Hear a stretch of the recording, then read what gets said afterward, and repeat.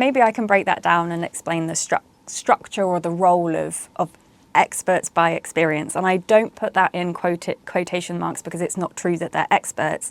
I put it in quotation marks because it is a term that is used generally and that's kind of had consensus and been agreed upon at a high level across the country for people with lived experience who are doing this kind of work. So people with lived experience going into the council or going into the NHS and sharing their experience. So to develop projects called or are often termed experts by experience. And that is because there may be a panel of experts there, doctors, social workers, nurses, who all have expertise in their field.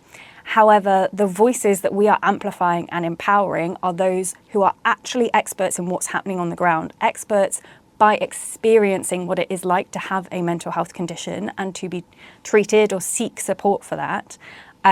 And they've gained those expertise, and they may know so much about the system that those professionals standing there in the room or sitting there in the room don't realise. Simple things like, for example, I was listening to a podcast the other day that used the example of actually a waiting room for a mental health service was so bare and so bland and the seats were so uncomfortable that anyone who was anxious or sweaty would just be increasingly uncomfortable as they were sat on them. And they were all different colours and all different, and the waiting room itself was hidden behind doors. And so the whole experience of trying to find the place to go for your mental health assessment was extremely stressful and quite uncomfortable. And that sets people back in their stead. And the clinicians, when they were looking at improving this service, would never have thought of the waiting room. They were looking at targets and times and how we do this and how we do that. And they were like, well, for a start, could you put some water in the waiting room so that we don't have to ask for it? Or, could there be cushions on the chairs? And could there maybe be some reading material or some colouring material rather than leaflets about psychosis? Because actually that's provoking my anxiety.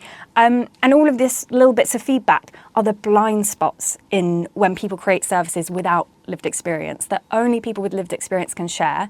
And you might think some of it is common sense, but it's not. And that's why the expert word comes in, because these expertise are something that can only be gained by going through the services, if that makes any sense.